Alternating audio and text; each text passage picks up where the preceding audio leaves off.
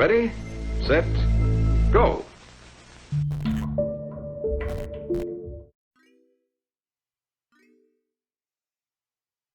Hello, good evening. Uh, you guys, you've been vocal. You've made some suggestions. You've had some recommendation. And it's finally time to do a somewhat highly requested album. We're just getting into it. We're doing Jackpot Juicer by the band Dance Gavin Dance. These guys are apparently like a fun, like sort of hard rock, sort of punky, experimental rock band.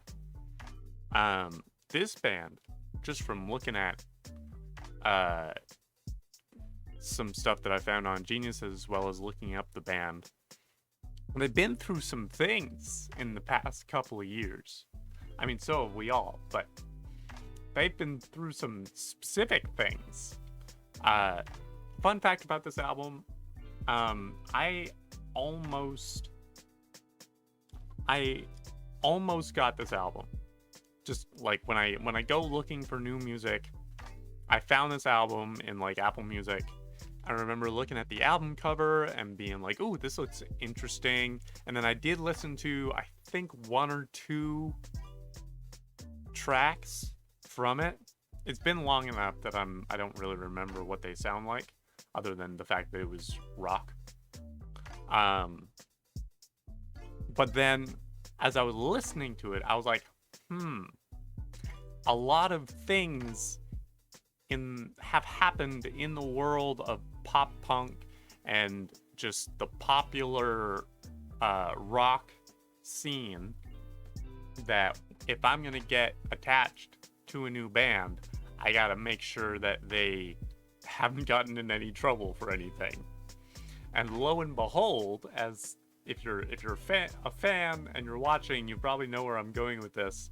Lo and behold, I look up Dance Gavin Dance, and it turns out that the lead singer left the band after some rather spicy allegations were made against him. It sounds like the rest of the band handled it about as well as you could. I don't know.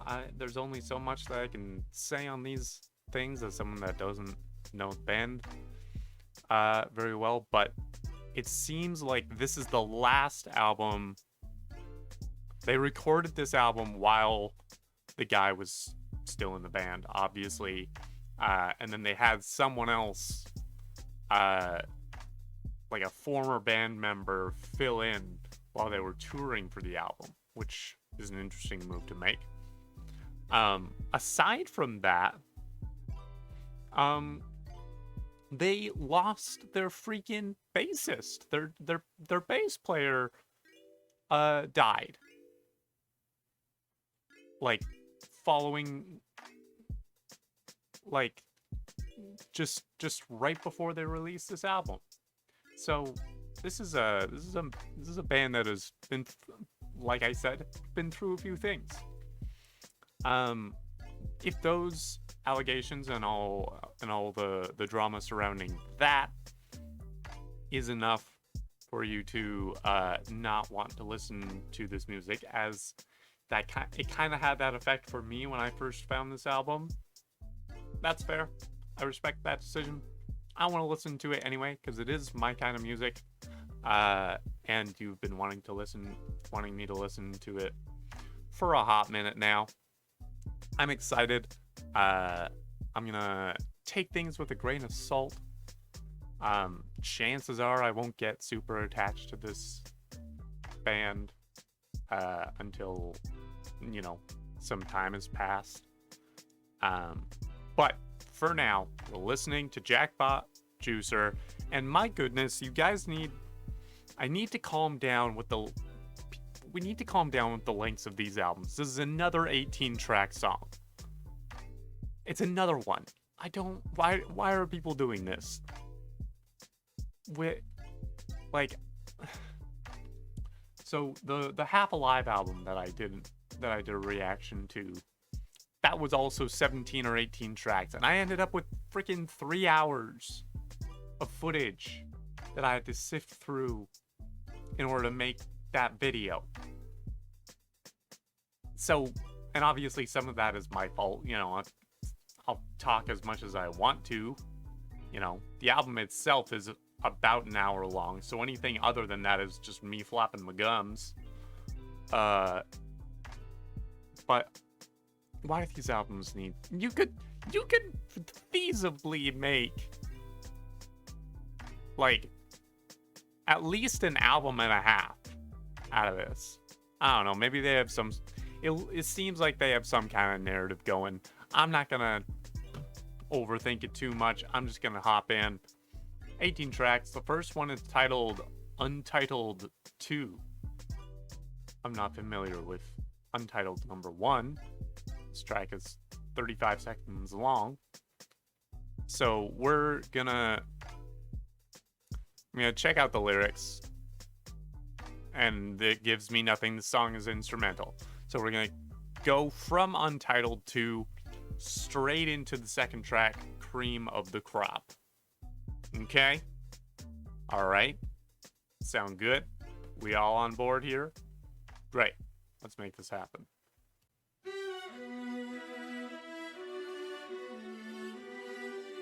Ooh. We're starting with strangs. We starting with a freaking strang quartet. Okay.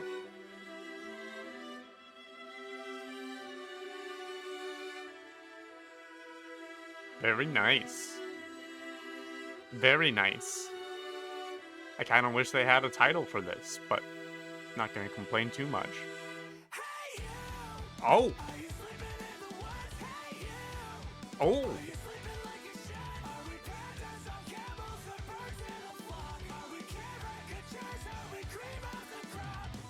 Oh!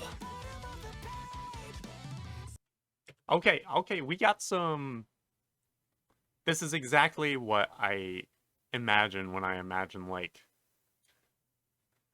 sort of 2020s punk / math rock, you know? Or, like, you know, emo rock nowadays. That sort of sound of, like, the like, very flourishing guitar sound. It sounds very impressive, and I like it. I like it a lot. But it's a sound that has really emerged in the last, like, 4 or 5-ish years and gotten really popular, manifesting in, you know, things like math rock and like Midwest emo. But it's such a distinct style that you know exactly what it is as soon as you hear it. Ooh. Oh. Oh. Okay.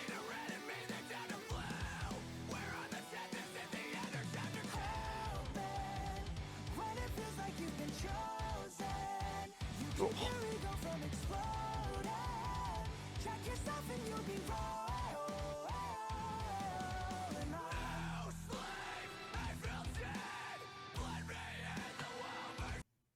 Okay, I get what's happening here. It's a little it's a little bit punk. But it's also just this is pretty hard rock. Which I'm down for. I like it. You guys are you're really making the effort to make this like just a hard rock reaction channel, but it's not gonna happen. I contain multitudes, and there's nothing you can do about it. All right, I'm gonna listen to other kinds of music. I'm gonna listen to this because I like this. But we've been listening to a lot of hard rock recently. I'm gonna keep doing it, among other things. Give it some time, you may Ooh.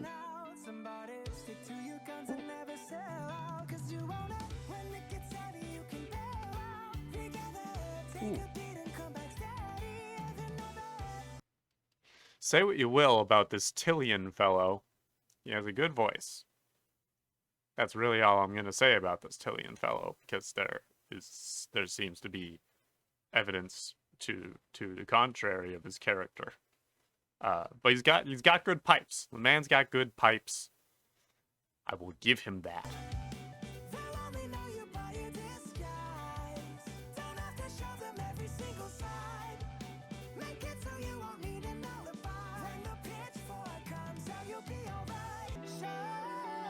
Ooh.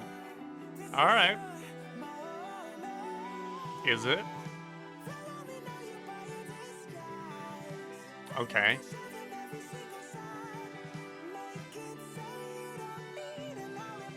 Ooh. This guy's got such an interesting range, because like on one hand that was definitely like a falsetto, the need on need an alibi. I'm not gonna try and hit the note. You're not gonna get me this time. But it's definitely falsetto, but it's the rest of his range is high enough that you're almost not sure, which is crazy.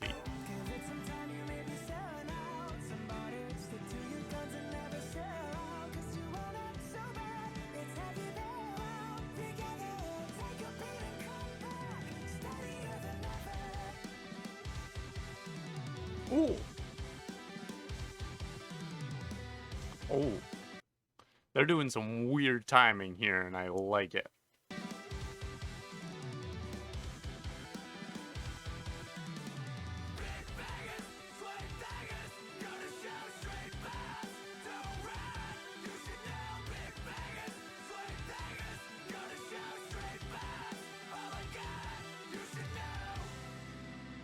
Oh. Okay.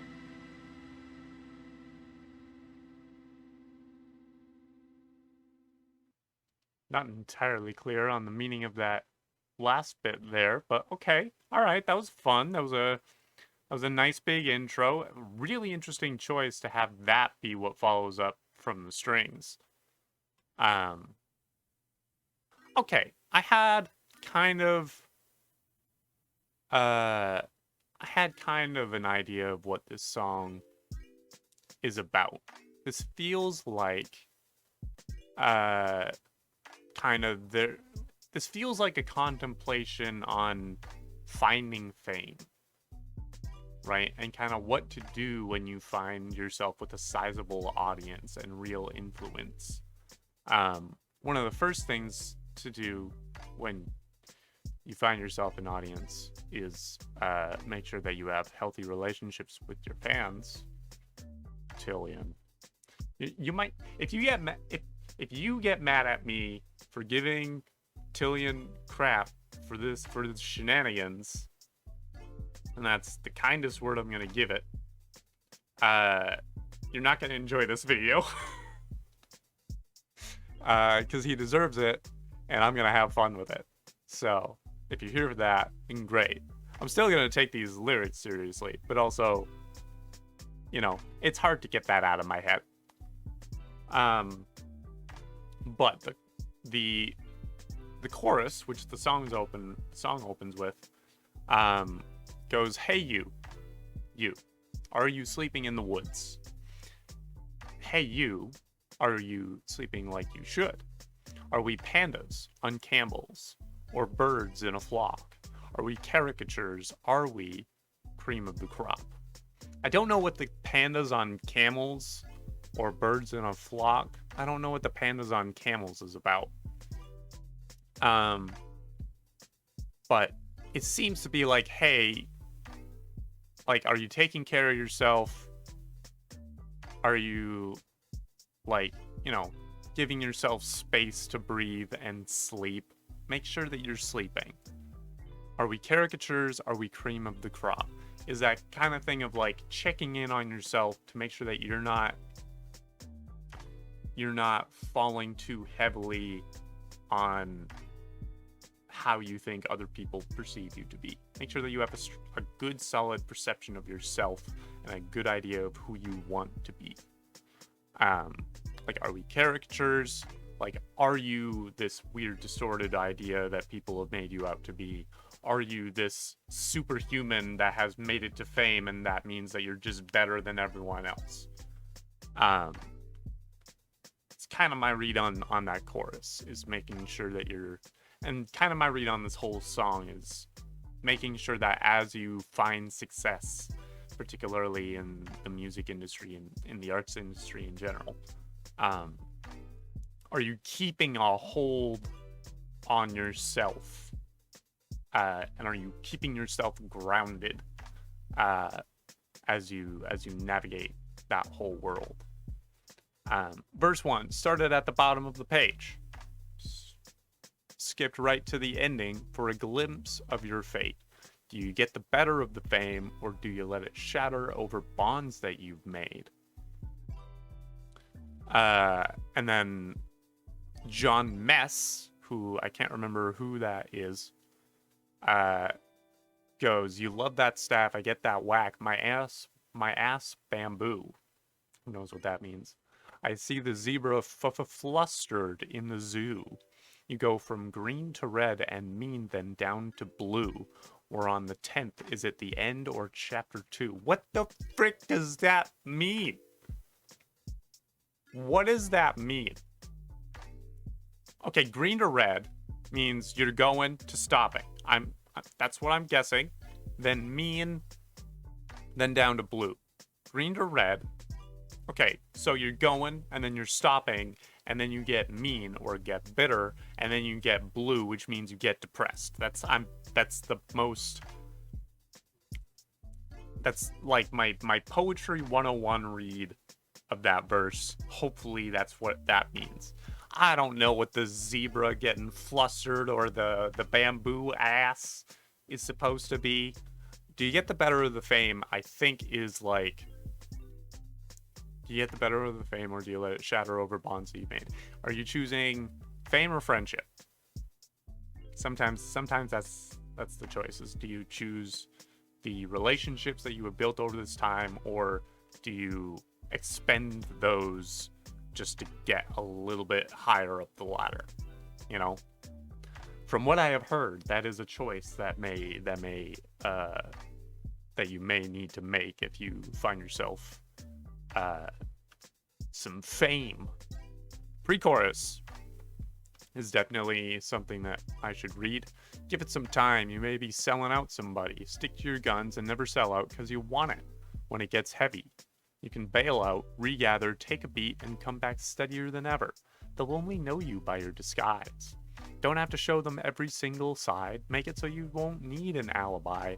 When the pitchfork comes out, you'll be alright.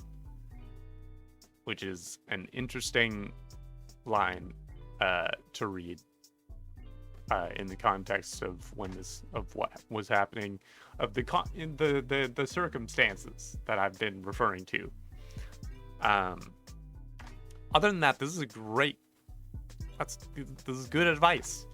Give it some time. You may be selling out somebody, so like make sure that you're solid in your decisions. Stick to your guns. Never sell out. Stick to what you want to do. Stick to what kind of stuff you want to make, because that's the stuff that carries you through. If you get to a point where you are not enjoying making stuff because it's not what you want, the rest of it's gonna suck. It's just gonna be bad. When it gets heavy, you can bail out, regather, take a beat, come back steadier than ever. You can pull a Paramore and pull a 4 or 5 year hiatus if you want. If that's what's best for you, do that. Come back steadier than ever. They'll only know you by your disguise, I don't know what that means. Don't have to show them every single side. Your audience doesn't have to know every part of you. That's part of the whole paranormal relationship, good lord, parasocial relationship element of it. Your fans don't need to know you as a person. If you're fans of me, you know some aspect of me, but you do not know me. You just don't, you know? And that's okay. You can like me for the me that is on camera. That's still me, but it's not all of me. I believe I've addressed this before. Make it so you won't need an alibi when the pitchfork comes out, you're alright. Which, I feel like that verse is saying stay above reproach. Which, again, is ironic, reading this in 2023. I think that's pretty much it. The outro is just silliness. The outro goes, big bangers, swang fangers, go to shows, straight bops. Don't rot, you should know. And then it repeats that. What? Okay, so on Born to Fail, there's a lyric of only bangers from now on. And now he's saying there's no more bangers, only bops. What? That's not helpful. That's not helpful one bit. But yeah. Main thing for cream of the crop. Get a hold of yourself and keep a hold on yourself. That's kind of the thing. We are going to move on to Synergy featuring Rob Damiani, who I am not familiar with. Rob Damiani of Don Broco. Okay, neat. Sounds good. Let's see how this sounds. Ooh. Oh. What? What? Okay. These guys' lyrics are entirely unhinged. Just entirely silliness. And I appreciate it. They're just saying very odd things. I like it.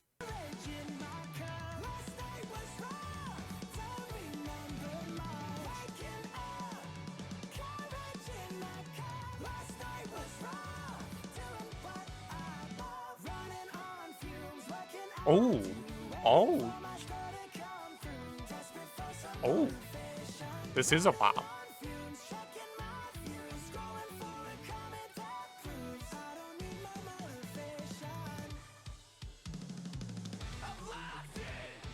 Oh. Okay. Okay. It's kind of early in the song to be going halftime, but I'm not complaining. This is nice. I like this, but like it feels almost premature. What are you guys gonna do for the rest of the song? You've already done halftime. Maybe they do double time. Maybe they do all the times.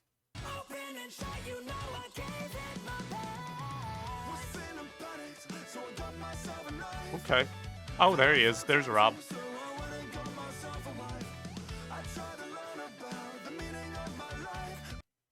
This guy sounds a lot like Brendan Urie, which is not a voice that I need in my ears nowadays.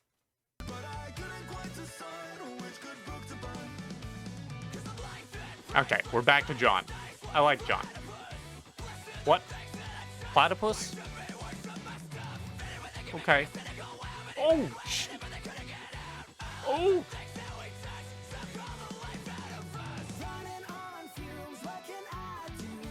Oh.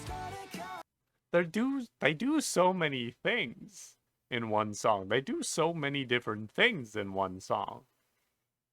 And it's not like it's not like the freaking like 21 Pilots Ode to Sleep effect where like different parts feel like different songs. This all feels like one song, but they're doing so many different things rhythmically that still fit together really nicely, and it's very impressive.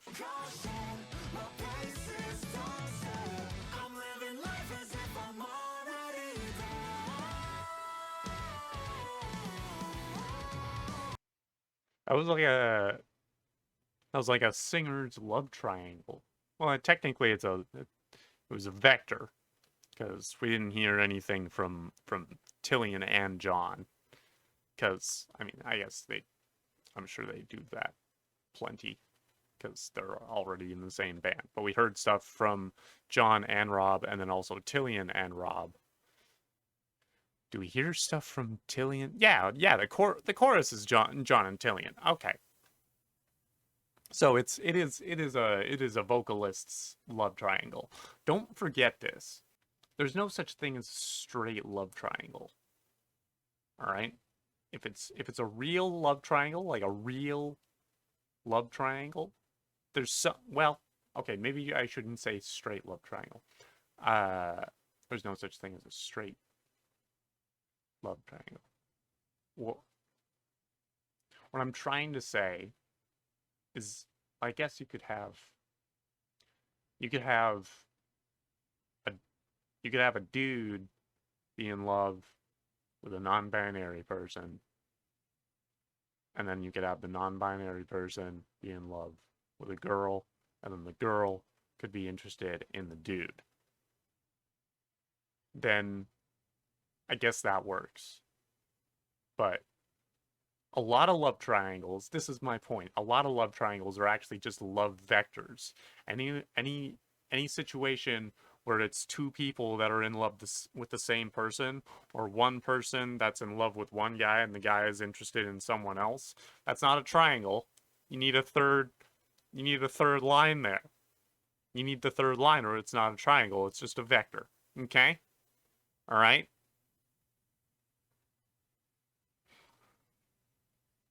Anyway.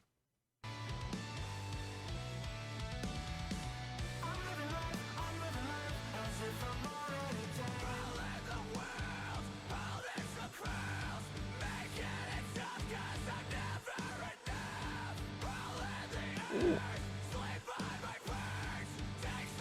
They're only playing one chord in this outro. I think it's all one chord.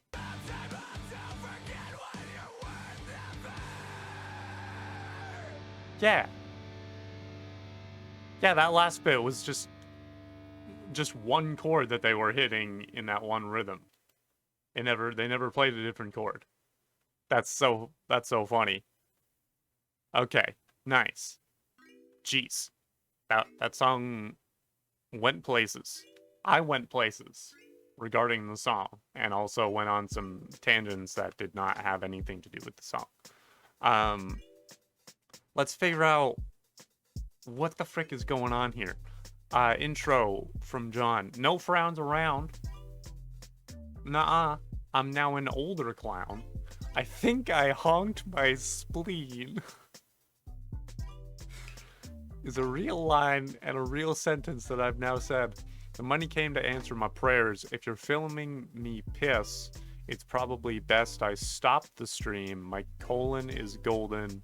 Eyes they gleam. I don't know if I want to know what that means. This is gonna be one of those albums where for some of these songs I'm just gonna be at a loss. I'm just gonna not have a single idea what the frick they're talking about. And I hope you forgive me for that. I'm gonna try my best. But these boys are speaking nonsense. Okay? Moving on to verse 1 with Tillian. Waking up, courage in my cup. Last night was rough. Don't remember much. Waking up, courage in my cup. Last night was rough. Doing what I love. Okay. They're waking up. There's an unfinished alcoholic drink. Last night was apparently rough. They may have hit it pretty hard. Hit the drink rather hard the previous night. And the last verse being doing what I love. Perhaps this was a post-concert, a post-gig party that he is, that this narrator is waking up from. Some post-music making festivities, as if you will. And I will. Then we got the chorus, which is, I'm locked in, I'm stocked up often. Oh, I know, we got the pre-chorus, which is running on fumes, what can I do? Waiting for my score to come through, desperate for some motivation. Running on fumes, checking my views, scrolling for a comment that proves I don't need more motivation. Is this just like, just kind of how they were one day? They just like woke up from a rough night, waiting for my score to come through. I don't know. Desperate for some motivation. I don't know what that means. Running on fumes, checking my views, so checking social media, scrolling for a comment that proves I don't need more motivation. Is that doom scrolling? Are they looking for a comment that proves that they don't need to try anymore? Is that what they're referring to? That's the theory I'm gonna go with for now. Then we got the chorus, which is, I'm locked in, I'm stocked up often, I'm shopping, my face is frosted. Face is frosted. That's probably, I feel like that's a euphemism for something I'm not familiar with. That's probably what that is. I'm living life as if I'm already dead. I'm spilling cups and then I'm fucking the Fed. Spilling cups. And when they say Fed, do they mean the police? Like the feds?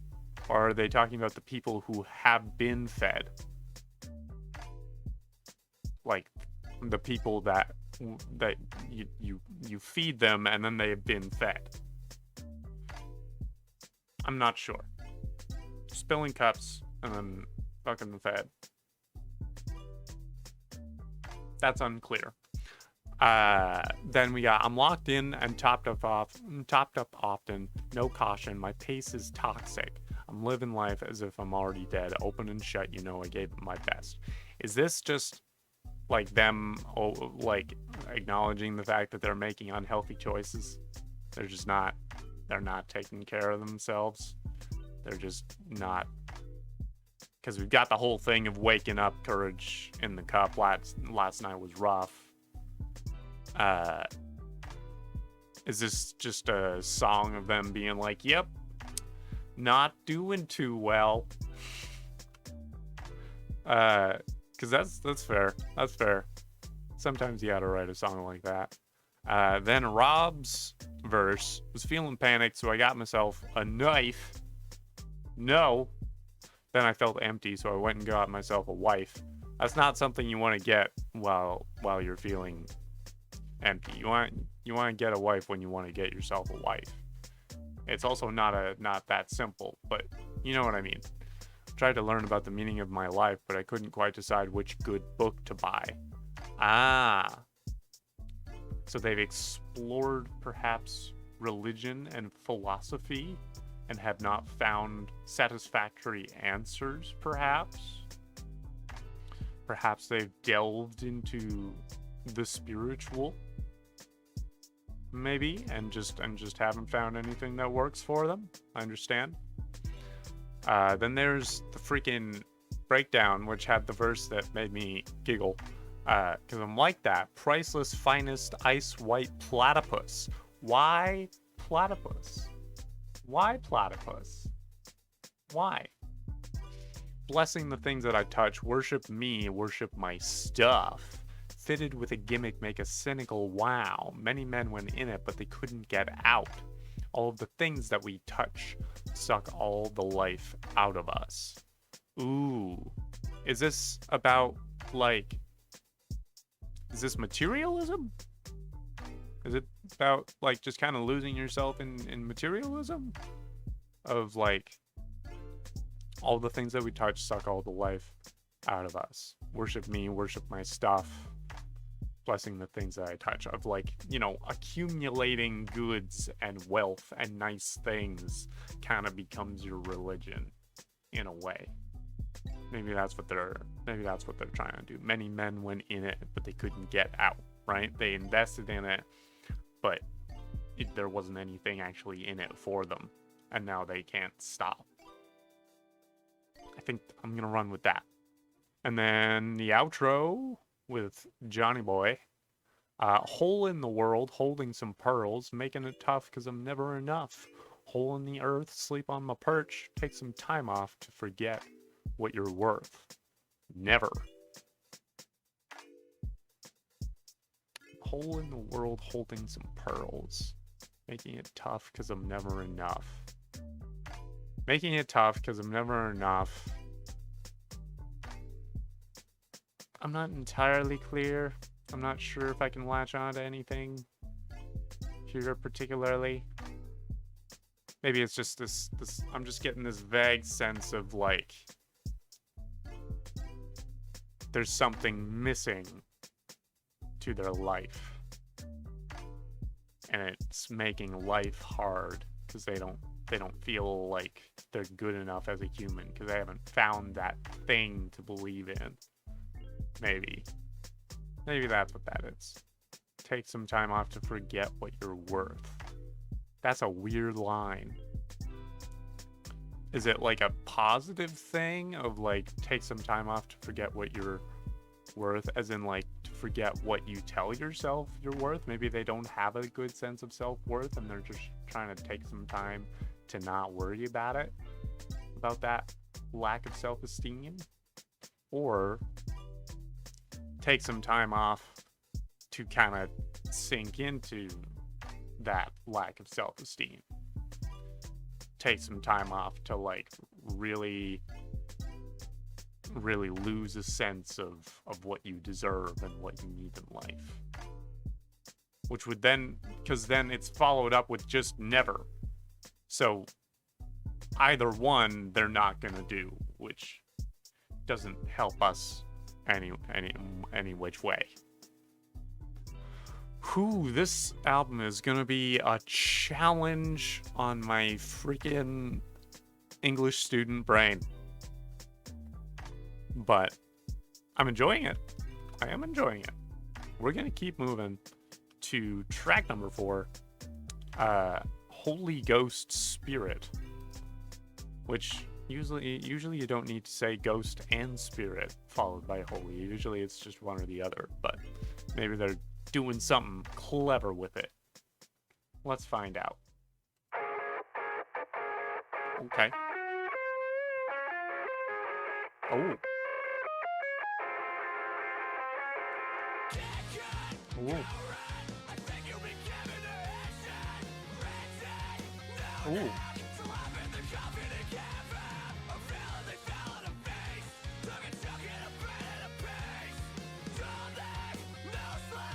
Okay.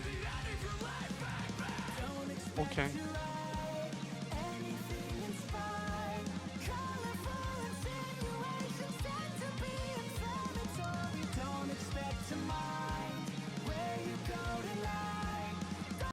This is another trend that I've found in a lot of like hard rock bands over the past 5 to 10-ish, I guess, yeah, 10-ish years,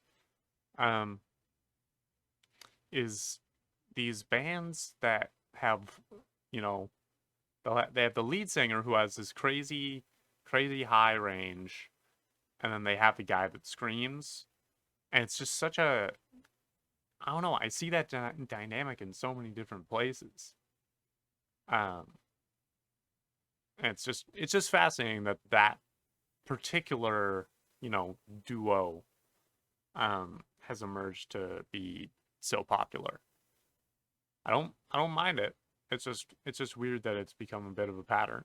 And those kind of two voices that work out, of one person who's got like a really impressive voice, like Tillian is clearly a very talented singer, and John does well at what he does, both instrumentally and vocally. Yeah, it's just a thing of like I've heard that dynamic in many other places before.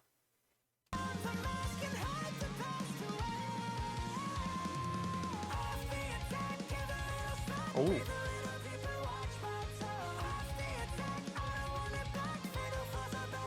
And it is at this time I would like to acknowledge the drummer just does not quit.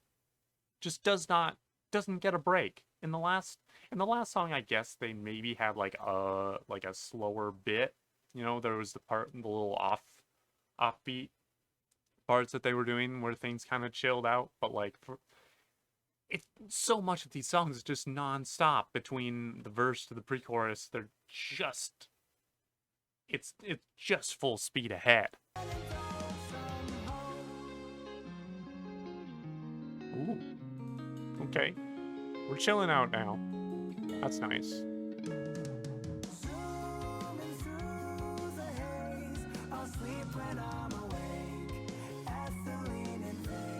Whoops.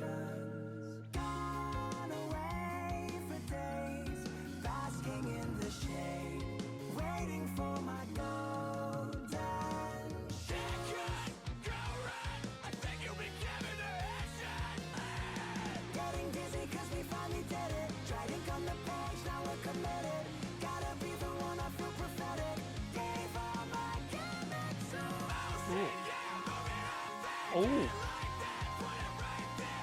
Ooh. That's a long note.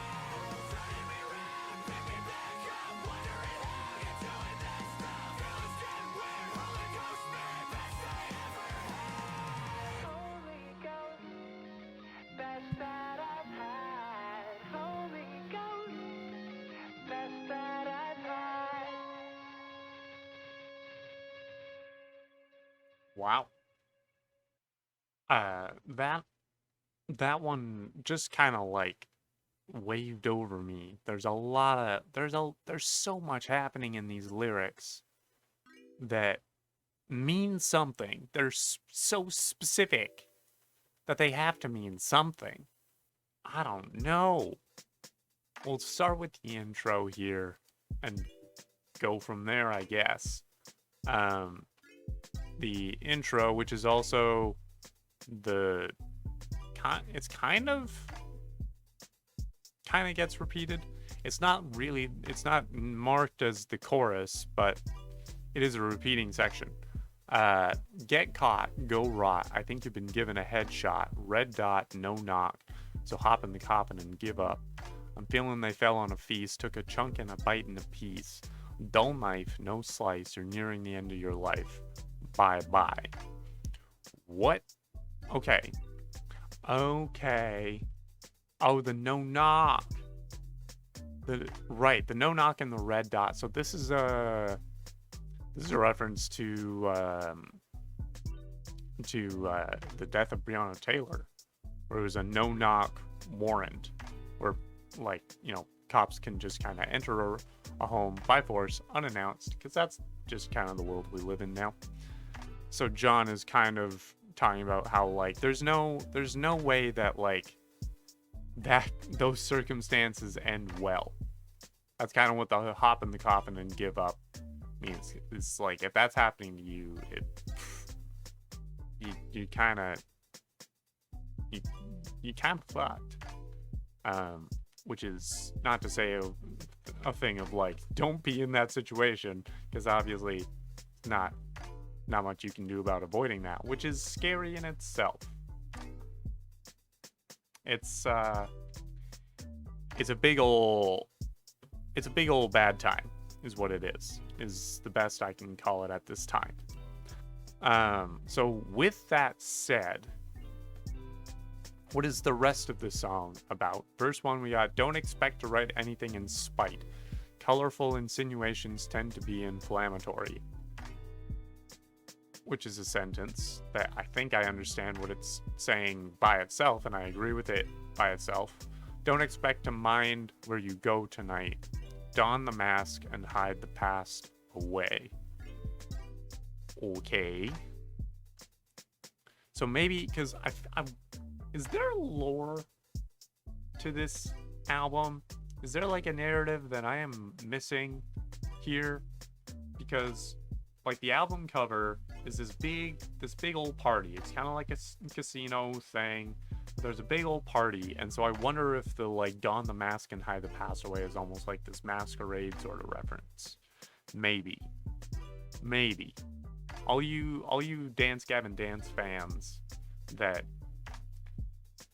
wanted me to react to this album, help me out here, because I'm struggling to tread water in these lyrics here. The chorus goes, off the attack, give a little slack, breathe a little deeper, watch my tone. Off the attack, I don't want it back. Fatal flaws are better left alone. Oh, does everybody need to pay for their lowest choke? Want to be a bigger man and indulge some hope. Is this about like reactionariness? Reactionism? I don't know what the term for, but like being like reacting too quickly. Like off the attack, give a little slack, breathe a little deeper, watch my tone. Like don't be so quick to react. Watch how I'm trying to talk. Like if it doesn't seem like I'm intending to cause harm,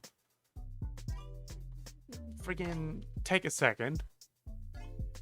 Fatal flaws are better left alone. Does everybody need to pay for their lowest choke?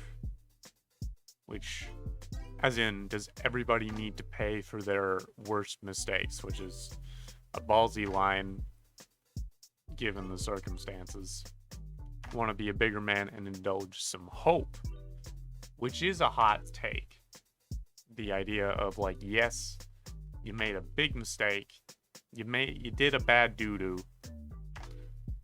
but things can get better. Instead of just saying you did a bad doo-doo and you are now doomed, you're just done. This is all. You're just useless as a human being now. Instead of saying that, you can be like, this is pretty bad.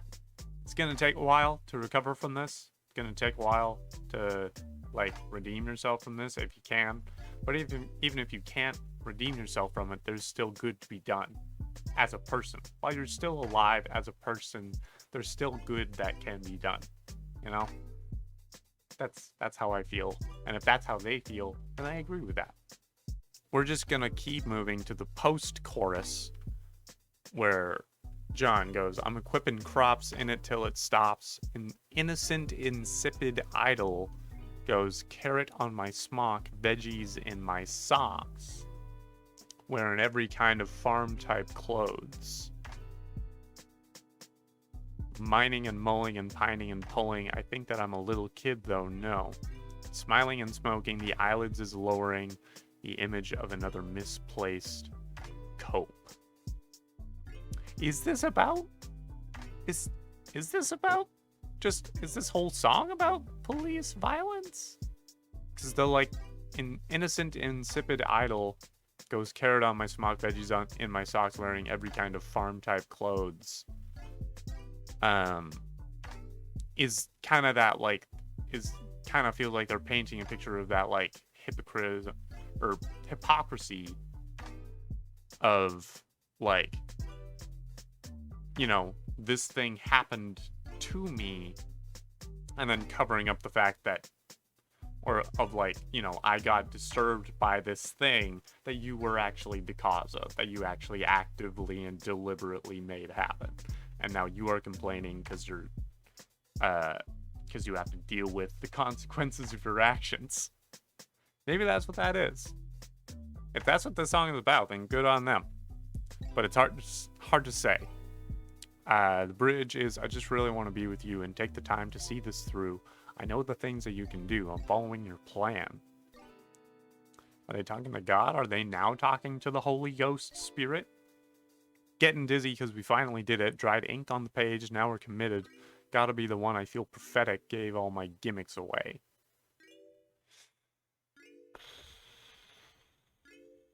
Gonna move on. Oh shit, yeah, move it up there, get it like that, put it right there, eyes locked, yeah, sweat dripping hair, best I ever had. Okay, alright, we're getting a little spicy here. Turning me around, pick me back up, wondering how you doing that stuff. Feelings get weird, Holy Ghost spirit, best I ever had, Holy Ghost, best that I've had, Holy Ghost, best that I've had.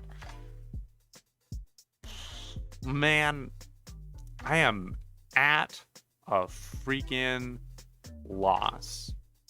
There's some weird religious references going on at the end here. I'm just unsure. I didn't even think about the context of like the Holy Ghost Spirit being the title of the song with this. Is this more about like religious hypocrisy, I guess? I guess? Sure. We can go with that. We're gonna keep moving. I knew I would eventually, as I was making these, I knew I would find an album that really gave me a run for my money, album interpretation wise, and we've really done it. So we're gonna move on to For the Jeers. For the Jeers. What are we doing for the Jeers? Are we doing it all for that? I don't know why. I don't know why I want to get Jeers. Is this about like deliberately pissing people off? Because I don't know if I'm on board. Ooh. Okay. Okay.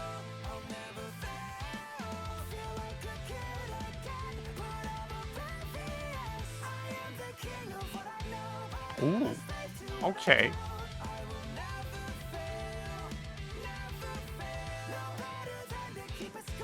This is groovy.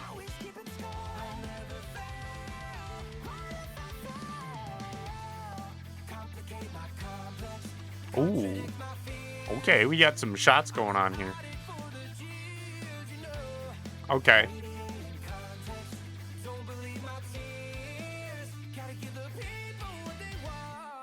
Okay. Ooh. Ooh. They got some weird effects going on there. They got some silly synthesizers sounds going on there. I like it. You what? You want to do what? With Karen? Okay.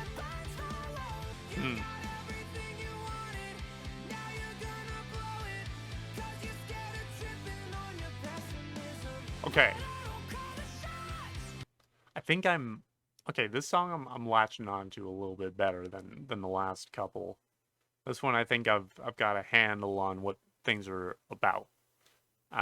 Which is largely thanks to the fact that they're being a little bit more literal about it.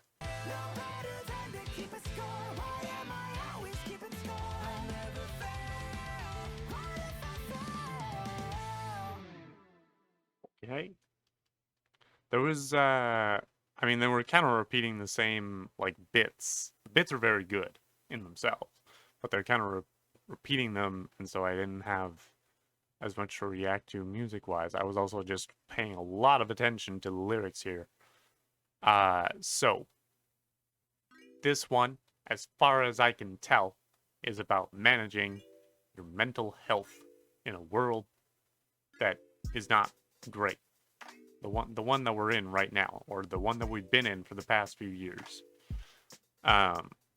Chorus goes, I'll never fail, the pressure fuels my breath, and then it burns my lungs. I'll never fail, feel like a kid again, but I'm oblivious. I am the king of what I know, but I'm a slave to what I don't. I will never fail, no better than to keep a score. Why am I always keeping score? I'll never fail. What if I fail? Which, it's a long chorus, and there's a lot to read into there. But I like that they're starting with this very basic expression of this pressure, you know, of how this pressure both, like, gives you passion and motivates you, but then it also hurts and like tires you out, because it's not a positive or negative pressure necessarily. It's a neutral, so it's not necessarily good or bad for you. It has good and bad effects, but because it's a neutral thing,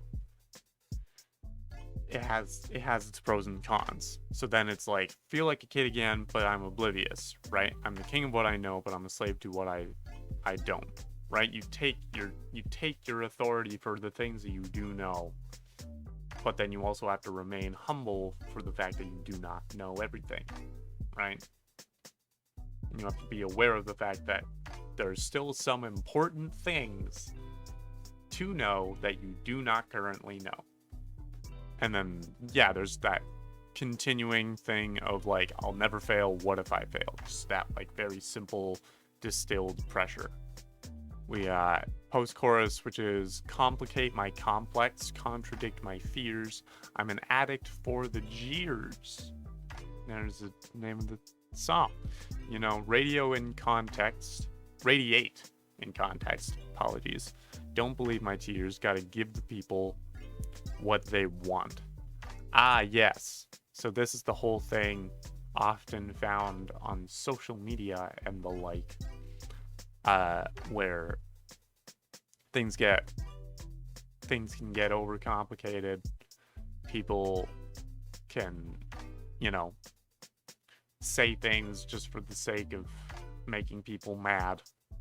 Gotta give the people what they want. And sometimes what the people want is conflict. So you try manufacturing some. And maybe that helps you for a bit, but it's still conflict. Okay, verse 1 is just bewildering. Make him do splits with a loving patience. I wrap around doing flanking, ranking in the store so unprepared that I better buy 50 bears. Ducks are scared. No, go on the rubber kite, but I got it tight as night. Bro ho in another fight, but I want to dump 50 fish on Karen. What is this? What about the 50 bears? Maybe, is this just about like the panic that was going on during 2020?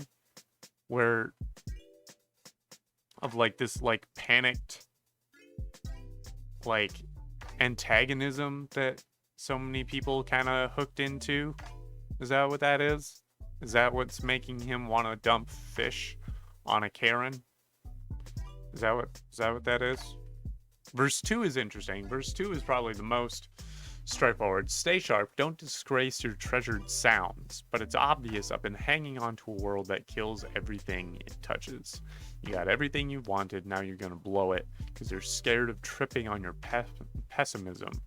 But I don't call the shots, I report to my thoughts, they're unrelenting. Okay, so we have this cool, like I guess Andrew Wells, who I'm not familiar with. Okay, so Andrew Wells is the guy that is now filling in for Tillian.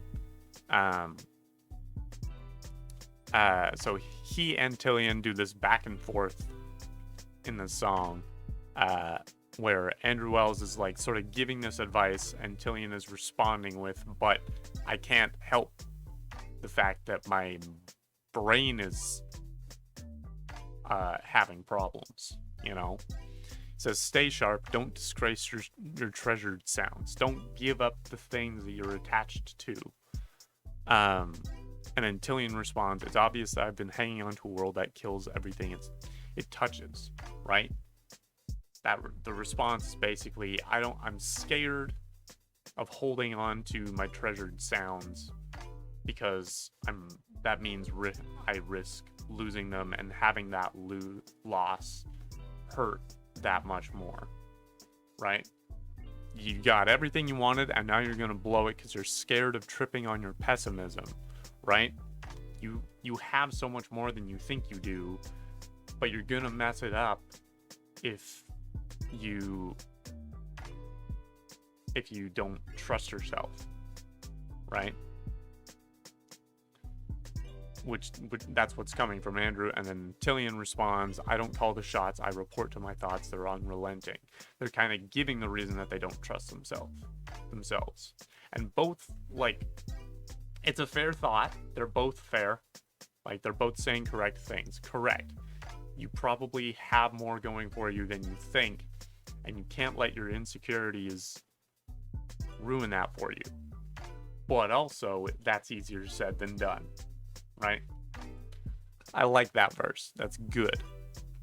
Then the other verse that I would pay attention to is verse 3. All that used to give me meaning, maybe what I've been misreading, is it just another test? And John says you should give it your best. And then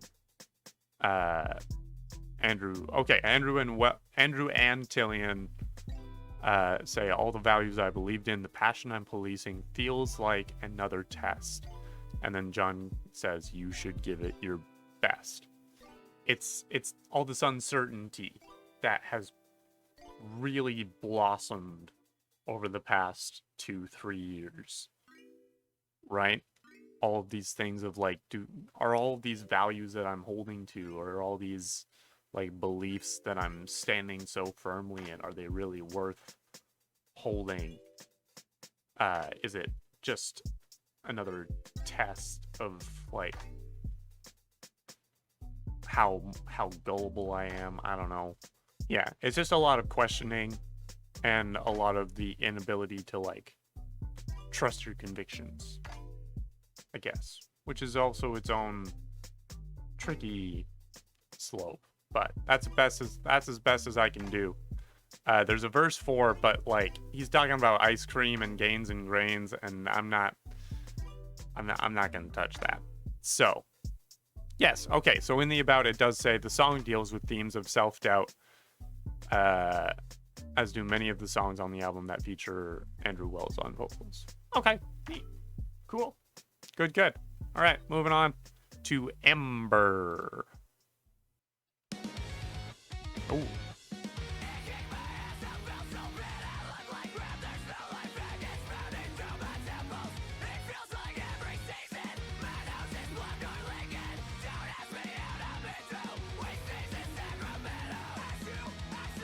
What? What?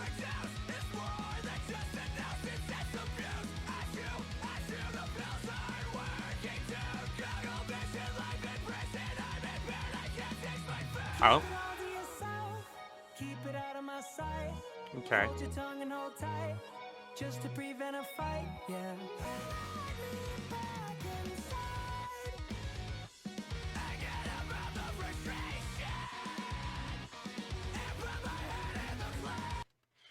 I will say I'm currently feeling a little fatigued.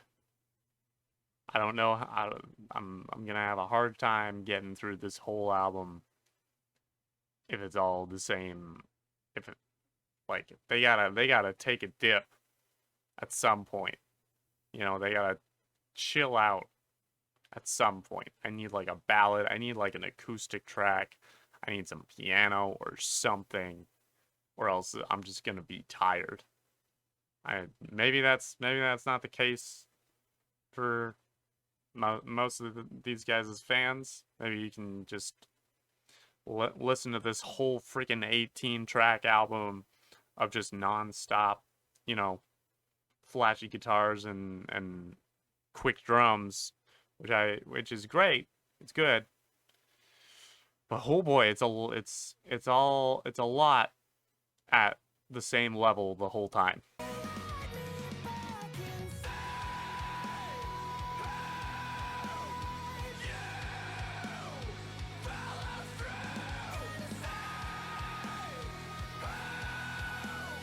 Whoa.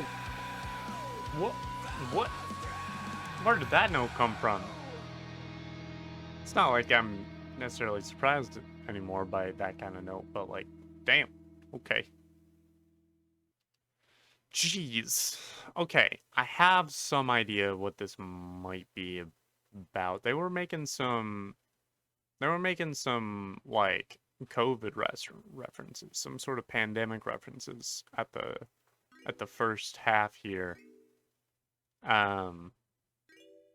Like the intro goes, it kicked my ass, I felt so bad, I look like crap, there's no life hack, it's pounding through my temples, it feels like every season my nose is plugged or leaking, don't ask me out, I'm indoor, we sneeze in Sacramento.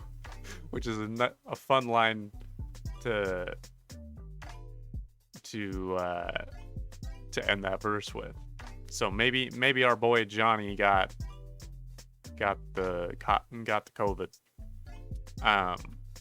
Following with achoo achoo achoo, the pollen you so rude, the mucus I produce is more than just a nuisance, it's abuse, achoo achoo, the pills aren't working, dude, goggle vision, life in prison, I'm impaired, I can't taste my food, which is kind of where I locked on to things.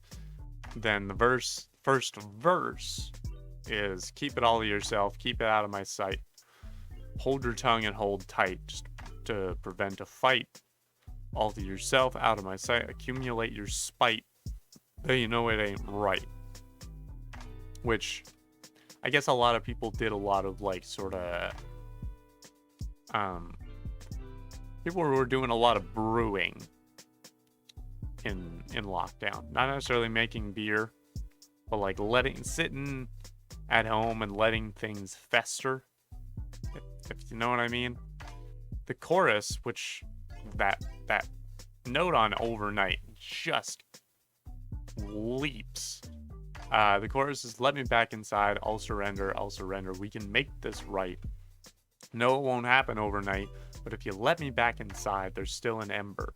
Do you remember how to build a fire? I need to see you burning bright if you let me back inside. Easy interpretation, like first instinct interpretation is this is about like retrying lockdown, you know, like if you let me back inside, if you let us all back inside, I'll do what you need me to do, we can make this right, it won't happen overnight. There's still an ember. Do you remember how to build a fire? Building a fire, you need a good foundation. You just need to, you know, hunker down, put in the work, get a good foundation going here. You just need an ember. Need to see you burning bright if you let me back inside. Maybe the see you burning bright, maybe like they just want to see the world healthy, well, relatively healthy again. Maybe that's kind of what they're going for. It's a very literal translation or interpretation to, you know, the current events of the day that would have been happening when they were making this album. But maybe that's what they're doing. I feel like we're kind of getting to the end of, you know, the, like, COVID albums. Not necessarily albums made during COVID, but, like, the albums that make references to it, right? I think there's still going to be, like, remnants of it, you know, going forward, because it was a freaking historic event. But I feel like the albums that people made that were like either made while in lockdown or directly inspired by all of the stuff that happened around COVID when lockdown first happened. I feel like we're kind of getting on the tail end of that main wave of art inspired by those events. That's just my feeling, though. I'm willing to be wrong. I could be wrong whether I'm willing or not. Great. That's all I'm gonna go through here, though. Fun song, but I am getting a little tired, and we're not even halfway through. Next song is called Pop Off. Please do. Or maybe don't. Maybe you can calm down a bit. Maybe you can pop back on, you know? Just for a little bit. Oh, no. Oh.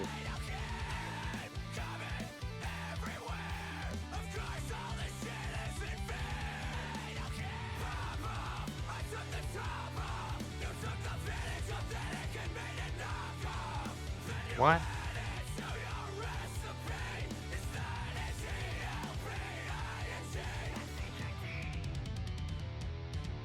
Oh, oh, what?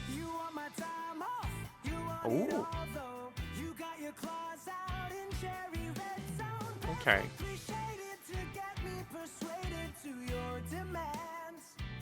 Okay.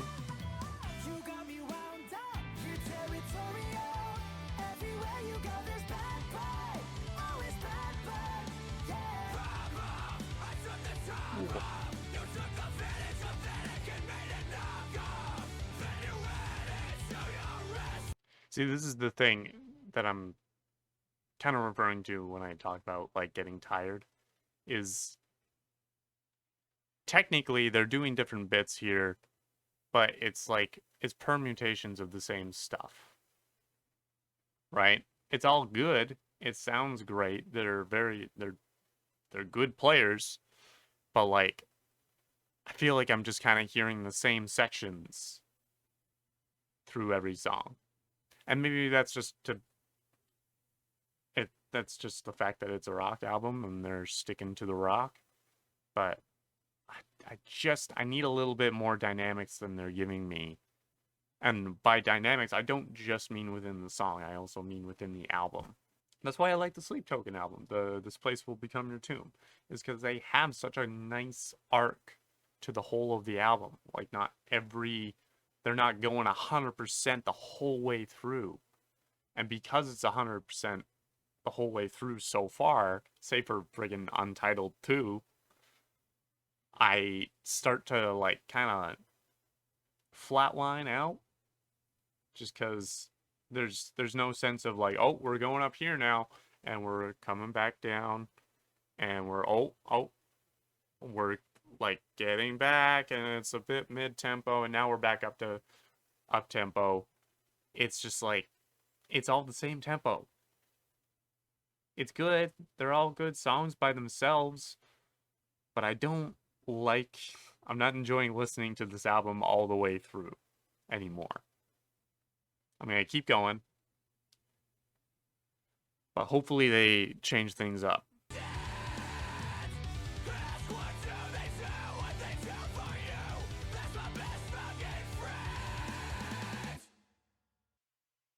Okay. Yeah, I'm tired. I'm sorry. But I'm getting a bit drained here.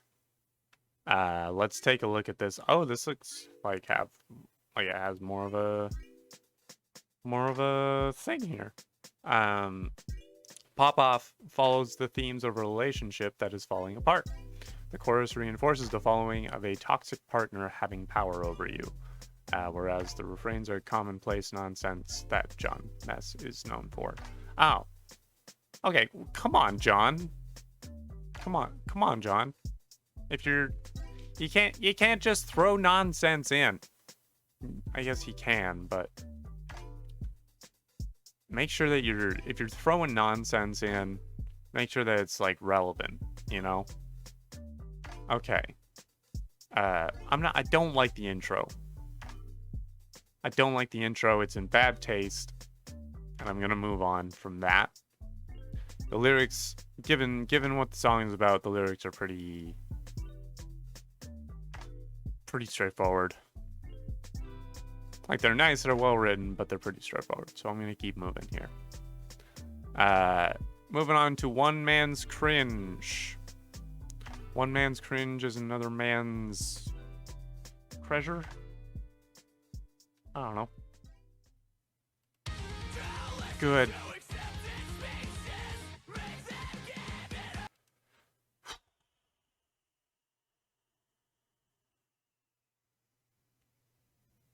I'm tired. I'm real tired.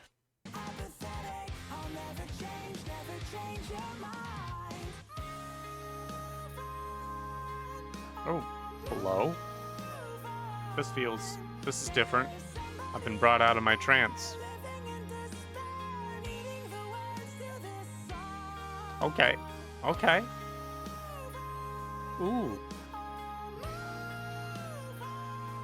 This is good. Oh, I like this.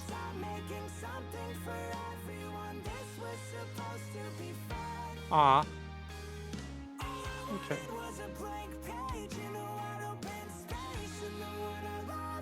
Okay. Here we go. This is a change of pace. This is what I was looking for. If you go back to the same shit that we started this song with, it's not shit. It's just been repetitive enough that I just don't need to hear it anymore. But I wanna hear more of this. This is what we need at this point in the album, please.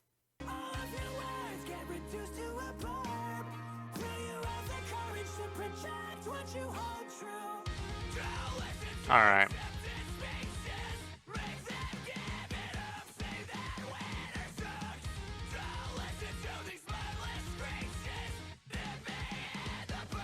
I think what it is, especially with those like screaming bits, is because that volume is at 100%. I guess I'm repeating myself at this point. It just feels like so many of the emotions that are present in this album, and there are a lot. There's a wide range of things, but they all get reduced to just kind of this like base anger, you know, or this base like aggression, and I think that holds the music back sometimes. Sometimes if you write a part and that's what you want to do with it, I can't stop you. I won't stop you. But I think it starts to become a crutch that you lean on a little bit too much.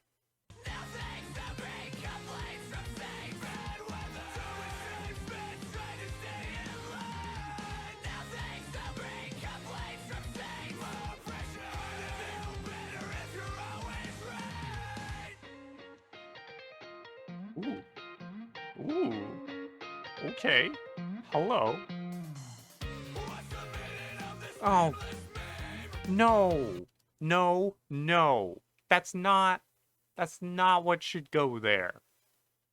That's not what should go there. Do something else. Do something else with that and then come back. Just make a different choice.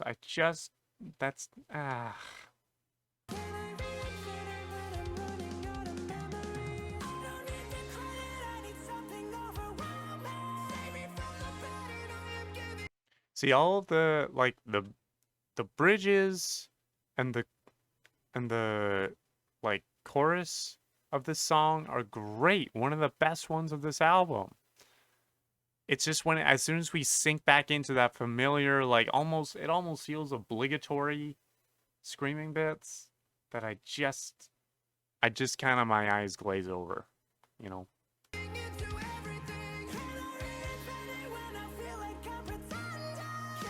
Ooh. And this is the thing, is Tillian and Andrew are both singing, or I guess it's Andrew and not John. But I just want to hear, like melody where it belongs, melody where there should be melody and not screaming. Even not to say that screaming can't have its own melody, but it gets a little bit hidden when you're using that vocal style. I want, like, some of these parts, it needs to be a little bit more forward.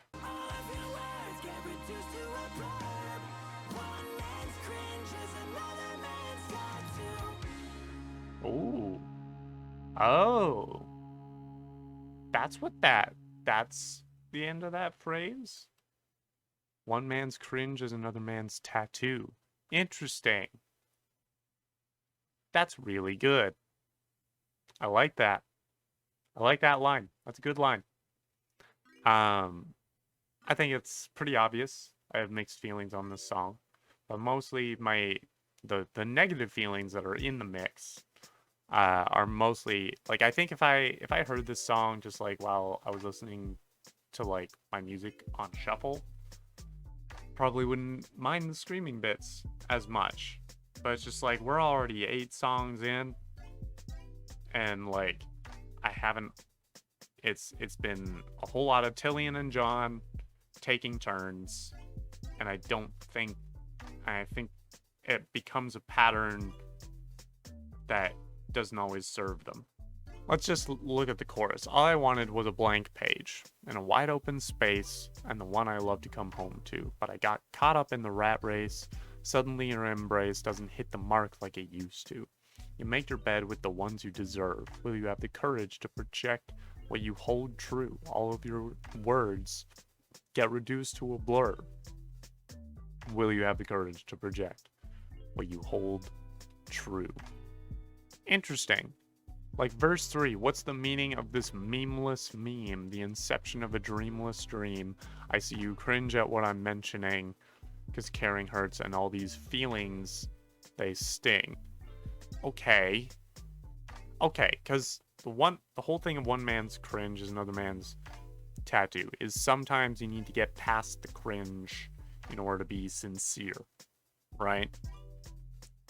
Will you have the courage to project what you hold true? Do you have the courage to just say the things that you believe in without getting made fun of for being sincere? Is maybe what they're trying to get at. Maybe I'm projecting on that. All I wanted was a blank page and a wide open space on the one I love to come home to, but I got caught up in the rat race. Suddenly your embrace doesn't hit the mark like it used to. Suddenly that, like, as soon as sincerity and like cheesiness or corniness or cliche becomes an obstacle to expressing yourself, then you have a problem. You just need to push through that. Don't worry about being cliche if it's what you mean, right? I agree with that. I have my problems with the song and some of the choices, but I like the message of it. That's good. We're gonna keep moving. Track 9, Feels Bad, man. That's how I feel when I'm being harsh on some of these songs. Feels bad, but I'm not gonna stop me from saying it. Alright, how are we starting this? Please don't start it at 100 miles per hour. Please don't. Oh, okay. Okay, this is different. This is mid-tempo. Okay. We're taking our time with it. Okay, she's waiting. She's taking her time. Oh.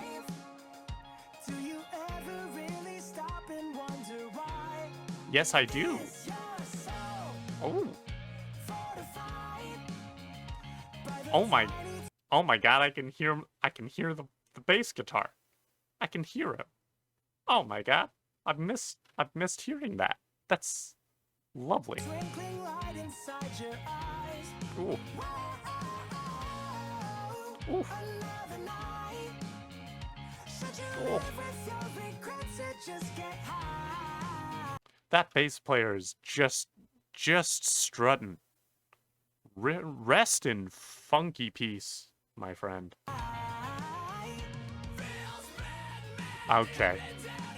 All right, John. Like, maybe John's a nice guy. Maybe he's a good guy. Maybe he's a lovely person, good friend. Makes you feel welcomed in the room. Makes you feel good about yourself. Maybe his company is a generally positive influence on those around him. Does he have to have a part in every song? Like, is it necessary? I get it. If you're part of the band, you want to have a contribution, right? You want to feel like you have a place in the song. You want to feel like you've left your stamp on the song. Maybe just write some lyrics. And if it calls for a screamy bit, then you can do a screamy bit. But if it feels like it would bring the audience out of the song, like it just did just now for me, do you need it to be screamy? Do you need it to be screamy? Is it absolutely necessary? Does it help the song to be screamy at this time. In this particular case, I would argue, no, it does not.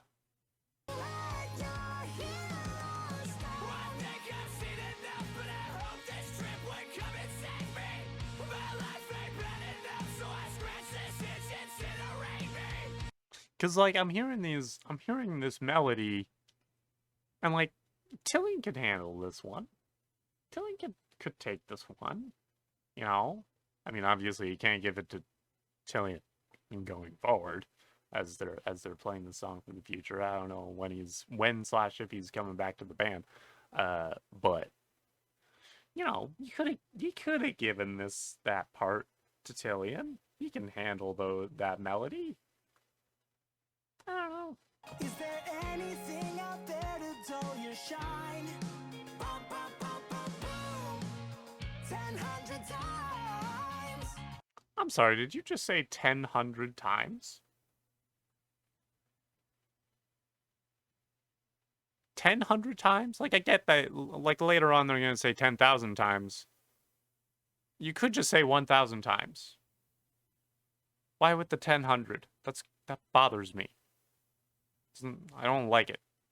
Don't much care for that. That's more of a petty disliking. That's not me making a legitimate criticism. That's just me being uncomfortable.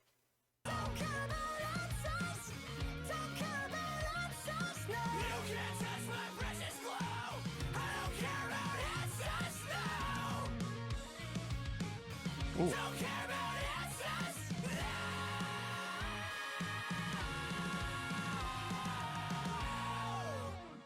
Ooh. Oh, we got an interesting outro there. Okay, I liked that song for the most part. That was a really, really fun change of pace. They were like taking it down a notch, you know, letting things walk a bit, taking it for a walk, as they say. And I'm glad that they did that. It was good. I think this song is just about, you know, feels bad, man. You know, sometimes life is rough. Particularly the lines that really stick out to me here. Right, the second half of verse 2. Brain brimming through a sea of bats. They're nipping chords and spinning webs of rhythm as they flap. Are you decalcified but stupid high? Still sad after sex? Did you realize that all this time your crown was just a hat? Which is, like, if those are John's lyrics, good lord, those are some good lyrics. It's still a little bit nonsense. It's still a little bit weird, but like there's still something to get to, like, you know, harvest out of that. You know, you can still get some kind of meaning out of that. I think it's just this, like, that feeling that you have when you're like coming down from a high, right? Doesn't have to be like a substance induced high. Just this sort of like rude awakening or like reality check that you're not as much of the shit as you hoped you were, and you've still got work to do on yourself. Nice. Let's keep moving. We're moving into the second half here. Track 10, Die Another Day. Isn't that the name of a James Bond movie? Oh, we're starting slow again. Thank you guys. Thanks. This is great.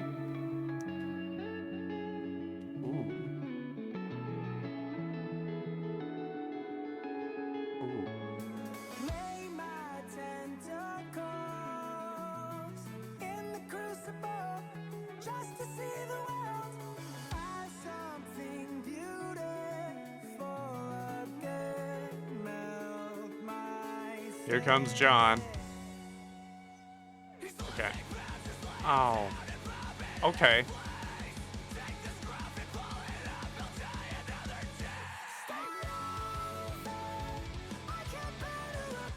Okay. See that? Those two verses are a good example of like a really nice way to balance out the way that you use like the singing or the more melodic singing and the more screamy singing. Where like it's you have that potential to make that contrast really, really stark, and that's nice. If I were not relatively tired of the screaming at this point, that would have been a really cool part. I am unfortunately quite tired of that at this time, but like I said, out of the context of this whole album and being 10 songs in, that would have been a really cool choice. And I hope that they're able to like hold on to a sense of like what makes this song unique from the other ones, especially if you've got like that's what makes writing a long album so difficult, is if you're trying to make each song distinct from each other, you need to have 17 or 18 different ideas for how each song should sound. And I don't think that they achieved that in this album. I think they have, maybe 3 or 4 different sounds for this album, and they write like 4 or 5 songs for each sound, is I think what they've kind of done. And that's being generous here. And each of those sounds by themselves, great. Such a vibe. Really, really solid stuff. But this is the reason that it's better to have a tighter album where each song gets its time to shine and be itself, rather than blending in with, every other song that sounds like it.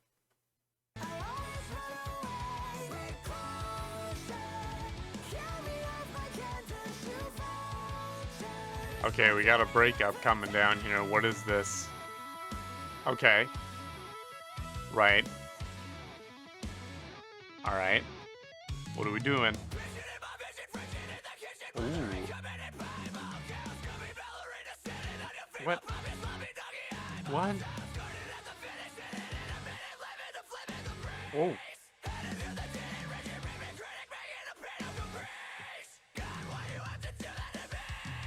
Ooh. Okay. Notes. I'm not gonna look at the. I'm not gonna do a deep dive into those lyrics, because first off, that's a John mess right there. But that timing on the shots was really cool. They were doing some weird stuff there, and I appreciate it. This is what I'm talking about. Like, tighten up your writing a bit, maybe. Or keep the breakdown. I don't know. I'm tired.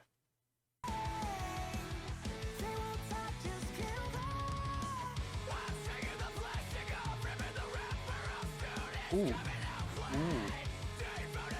Oh, that's nasty. Okay. That last bit was cool. I'll give him that. It was another loud, screamy bit, but I liked what the guitar was doing.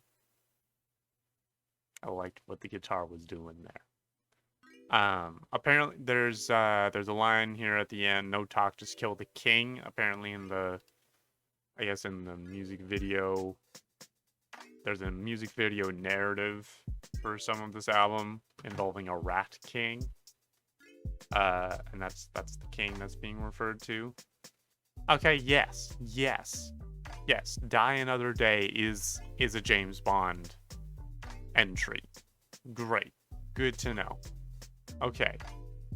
A lot of this was about, like, also self-doubt, but more about, like, kind of learning to love your work again. I don't know what the, like, verse 1 is, lay my tentacles in the crucible just to see the world as something beautiful again. Melt my sins.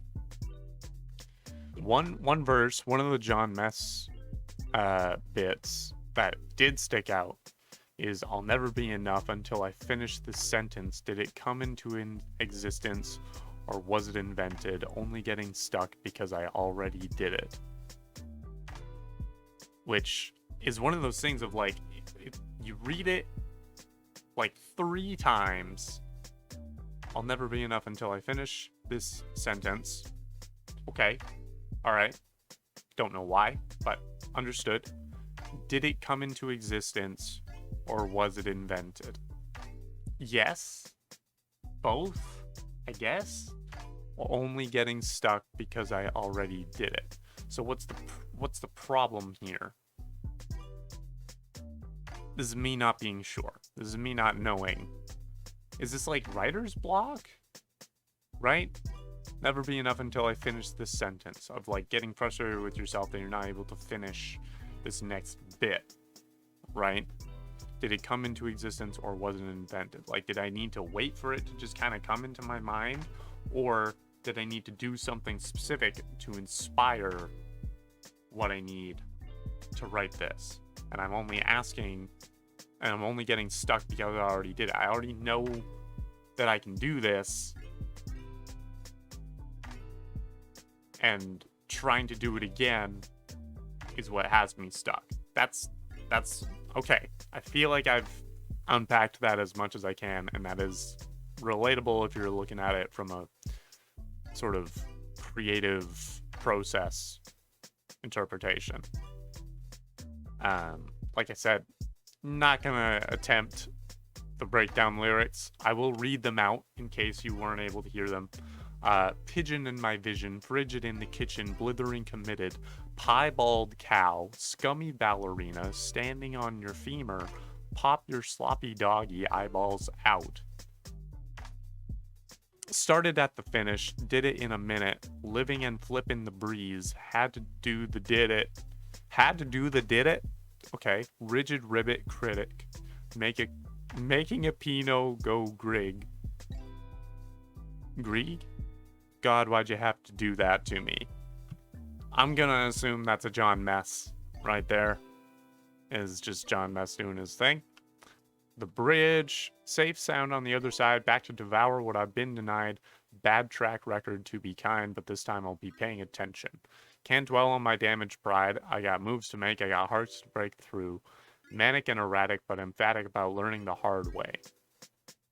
Right, so yeah, it's just this, like,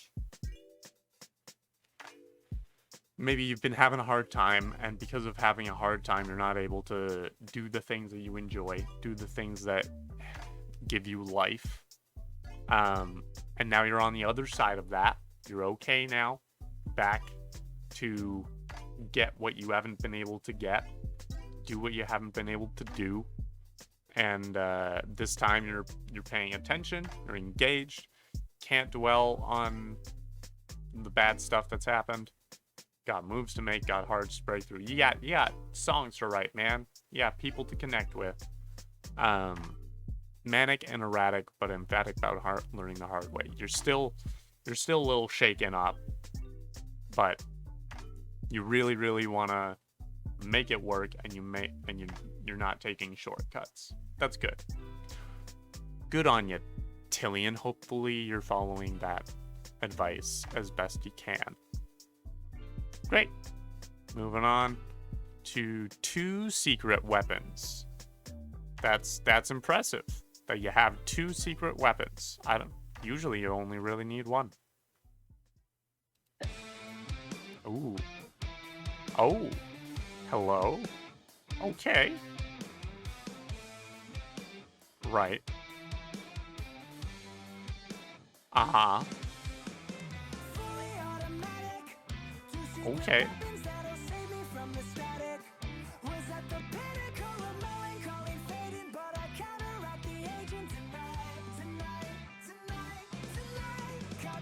Ooh.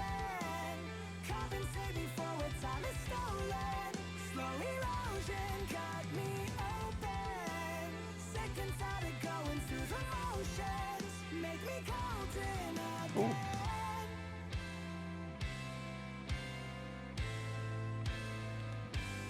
I do like the sort of like cleaner, almost pop rocky sound that they've been doing for the past 2 or 3 songs now. I really appreciate it. Not that I don't like the heavy, fast stuff. It has its place. But like I said, I like the change of pace. Panoramic, come on and give it to me deep as the Atlantic. I got a medical advantage, they're gigantic, and I'm playing all my cards tonight, tonight, tonight, tonight. I think I now have an idea as to what the 2 secret weapons just might be. And it's funny, but I'm also a little disappointed, but a little amused. Take me to Nirvana and make everybody stop and stare. All right, what kind of mess is John making here? Oh. What? Excuse me? Whoa. Was that on purpose? Like, okay.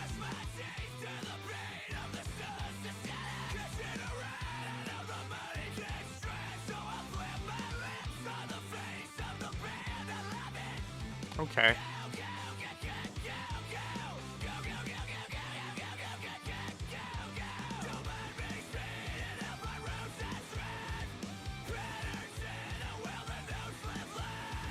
Okay.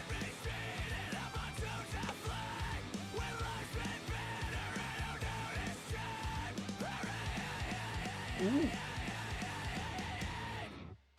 Nice. Okay.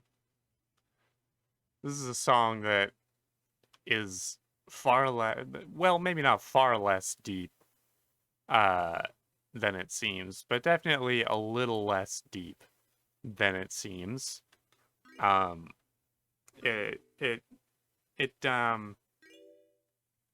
So the chorus, we'll start with the chorus. Getting to the age where I need more than my gorgeous hair. Panic on the planet, every Janet screaming, life's not fair. Wanna be the mama to make everybody stop and stare. Take me to Nirvana and make everybody stop and stare. Okay? Okay, so we have this sort of idea, this sort of like concept of, you know, getting older and maybe you don't feel as good about yourself. Every Janet is screaming life's not fair, want to be the mama to make everybody stop and stare. You still want to get people's attention, right? But you're getting older and you feel like your beauty is fading, perhaps. Which then introducing the 2 secret weapons. So this annotation here that I'm looking at, Tillian is singing about a older woman who knows age is fading her beauty and she wants to remain desirable. She wants to make everyone stop and stare with her 2 secret weapons and be in heaven by being desired and admired.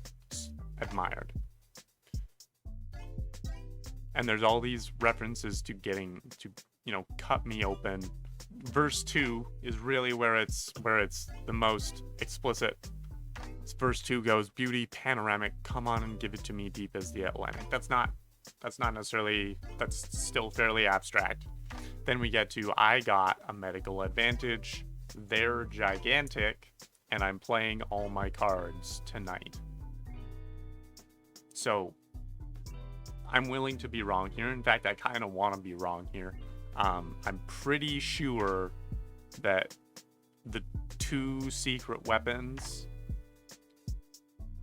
I think they're her boobs. I think they're her boobs. I think that's what they're going for here. They're trying to be poetic about it, but I think that's what it is. I'm being very matter of fact here. I think that's just what it is. And you know what? I get it. You know, if you have a certain if you have a certain trait about yourself that you know people are going to be attracted to, and you feel like the rest of yourself is fading, whether due to age or whatever, maybe you are going to flaunt that one or the two things a little bit more. I get it. I'm not gonna tell you what to do or what not to do. I hear you. We're gonna move on from that. We're gonna move on to track number 12, titled Polka Dot Dobbins. I don't even know where to start here. Let's just find out what freaking Polka Dot Dobbins is all about.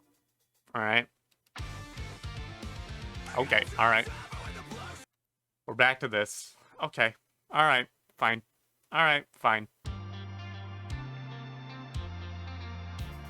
Said she liked your flavor, then she gone and fucked somebody else. I'm running out of patience, guys. I'm really running out of patience. This song is not hitting my friendly buttons.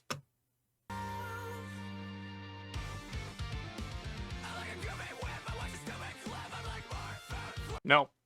We're moving on. We're moving on to Long Nights in Jail. Let's see what do they have anything different? Anything more? Anything new?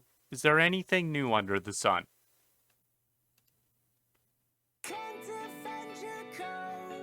Okay. We're listening to Long Nights in Jail now.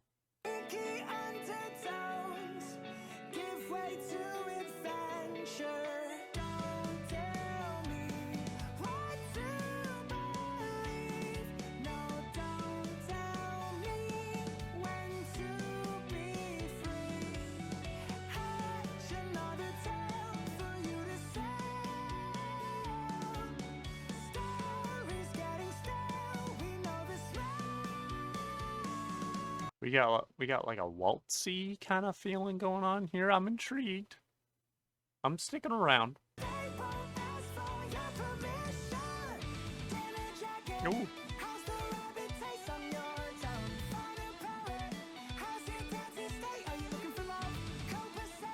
Ooh.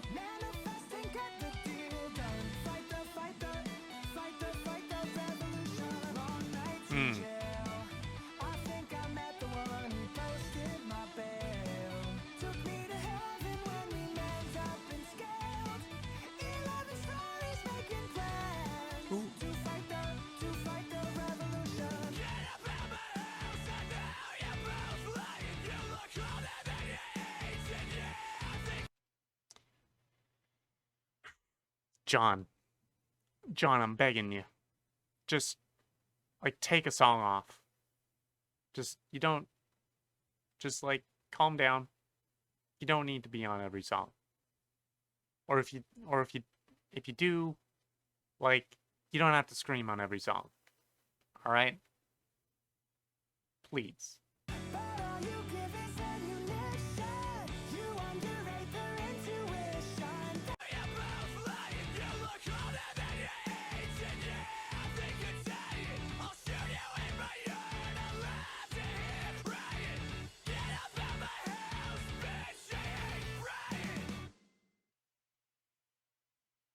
All right. They were kind of falling into their old sins. Okay. Apparently this song is based off of a real experience that a fan shared with Tillian.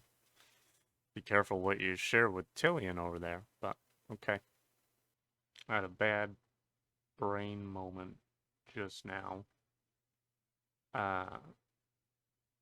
And when I say that up until this point I have been tired, that was more brought on by, the repetition of some elements of the album.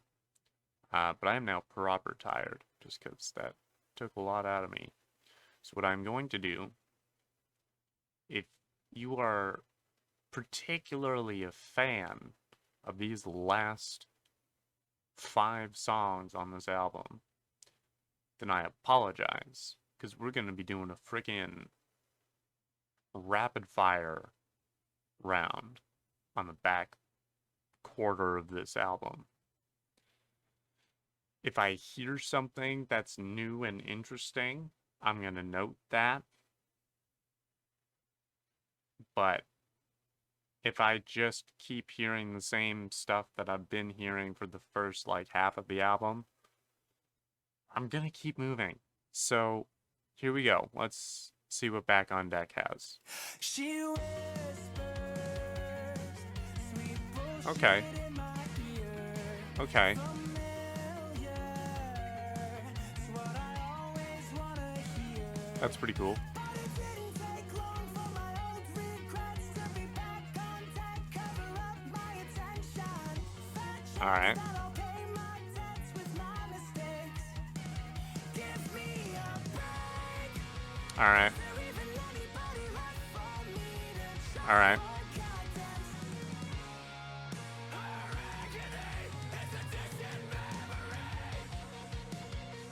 Ooh. Ooh. You like? Okay. Alright, Back on Deck. Need something real. These guys want to feel alive. Coming out of a bad relationship. Now you're trying to figure out how to live your life. Fucking. Alright, this current events is literally about, it's about current events.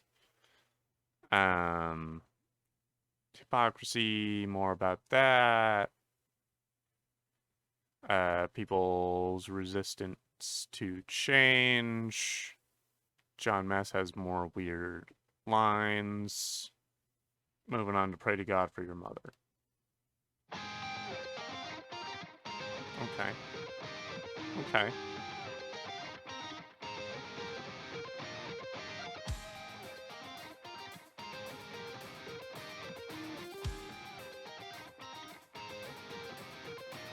Surprise! Okay. Didn't think I'd have to answer for the lie. Alright. I told myself, at least not so soon. Goodbye. Okay. To adrenaline and ambition comply. Gotta look inside myself for another reason to live.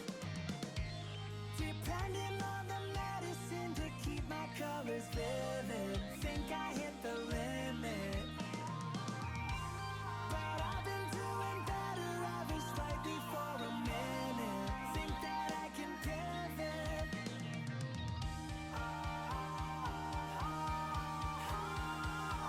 Ooh. Nice harmonies. Nice.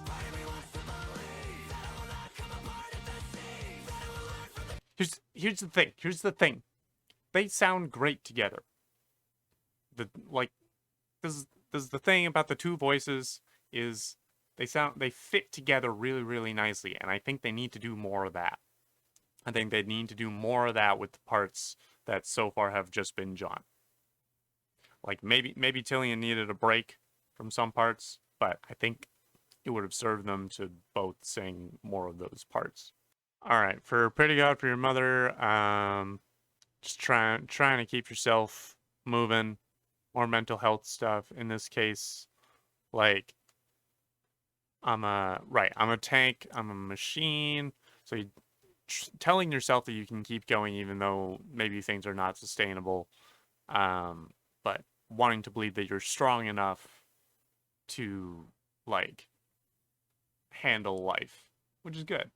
I hope you are making it through life. Yeah, moving on. Swallowed by Eternity. Sing my soul. Ooh. Sold my soul. Okay. Is there a point to it? Can I get back all I've lost? Can I inspire anyone?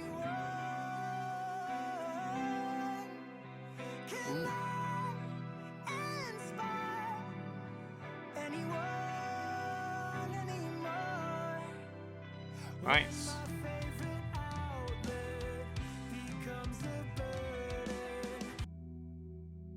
It's a Ooh. miracle that I got this far.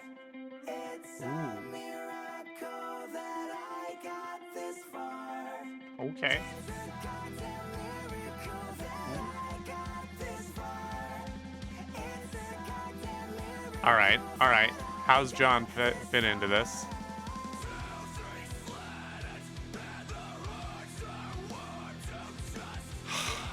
No. Doesn't hit. This one's a call out, I think. Oh, this one also seems to be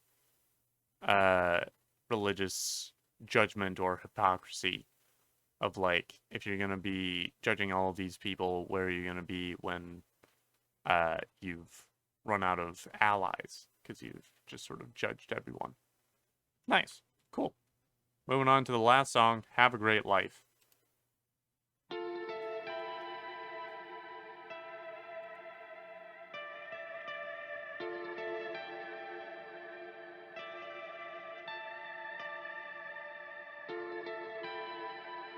Ooh, interesting intro.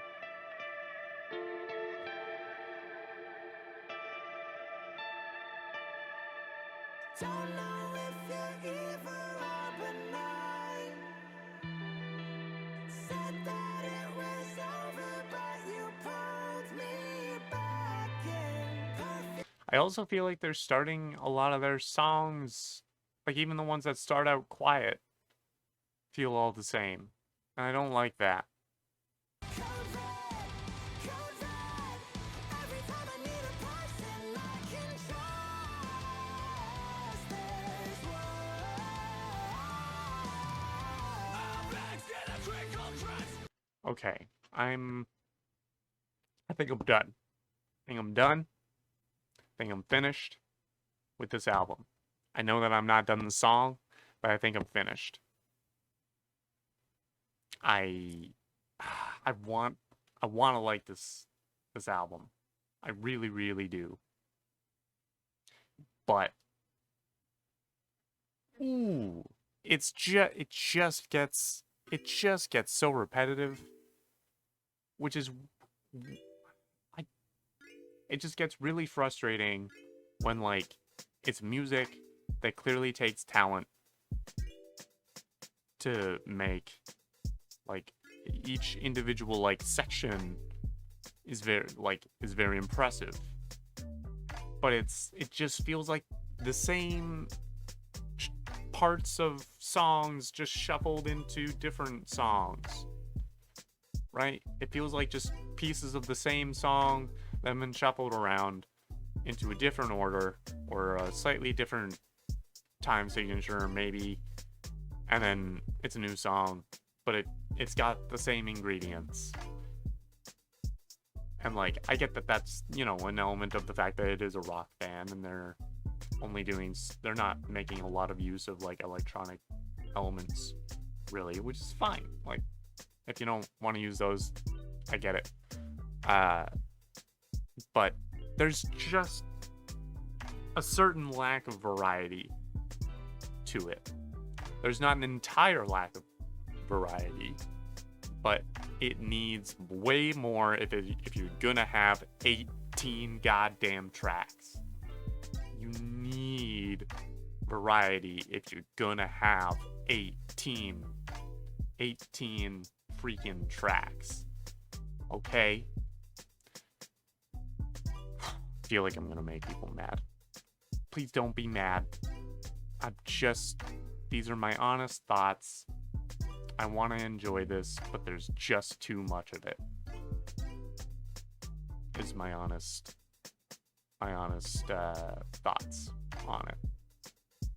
Which is unfortunate because the opening track, freaking Untitled 2, is a bit of a bait and switch. Coming in with these strings and making it be like, oh, there's gonna be a little bit more to this album, you know.